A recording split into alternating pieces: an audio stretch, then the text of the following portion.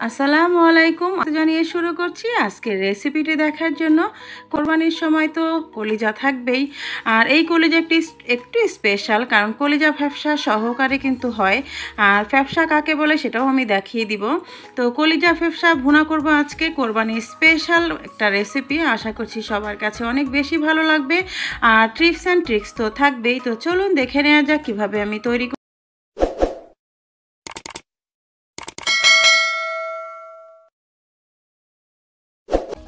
এখানে কলিজা আর ফ্যাপসা আছে, এখানে 2 কেজি পরিমাণ আছে। তো ফ্যাপসাগুলো হলো এই যে এগুলো একটু লাল লাল কালারের, যে তুলোর মতো যে হয় সেটাই হলো ফ্যাপসা, এটা গরুর ফ্যাপসা। তো কোরবানির সময় তো এই দুটো মিক্স করেই কিন্তু রান্নাটা করতে হয়। আর নর্মালি আমরা বাজার থেকে যখন নিয়ে আসি তখন কিন্তু কলিজাটাই নিয়ে আসি।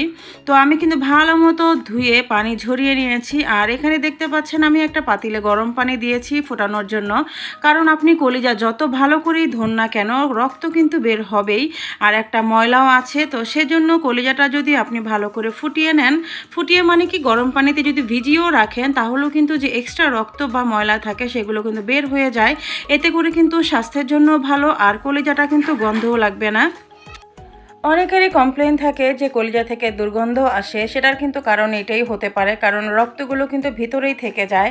আর আরেকটা টিপস থাকবে যে কলিজা রান্না করতে একটু মশলাটা বেশি লাগবে। দেখতে পাচ্ছেন এই যে ময়লা একটা পানি বের হচ্ছে, সেই পানিটা কিন্তু ফেলে দিতে হবে। আমরা কিন্তু সিদ্ধ করব না, শুধু গরম পানিতে একটা বলক দিয়ে নেওয়া যায় বা গরম পানিতে ভিজিয়েও রাখা যায়। তো এই যে আমি কিন্তু ভালো করে পানি ঝরিয়ে ঠান্ডা পানি দিয়ে পরিষ্কার করে রেখে দিয়েছি এখানে পানি ঝরিয়ে।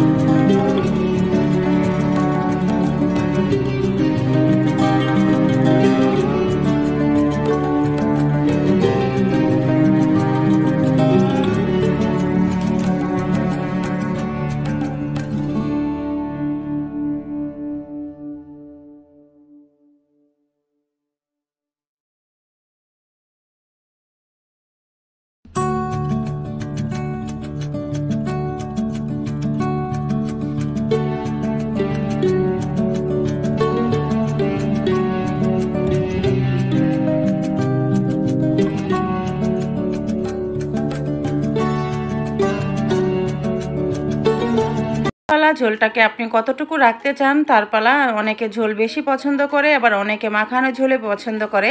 আমার কাছে মাখানো ঝোলটাই ভালো লাগে। গরম ভাতের সাথে, রুটি পরোটার সাথে আর পোলাওর সাথে তো মানে কোনো কথাই নেই, জাস্ট জমে যাবে একেবারে।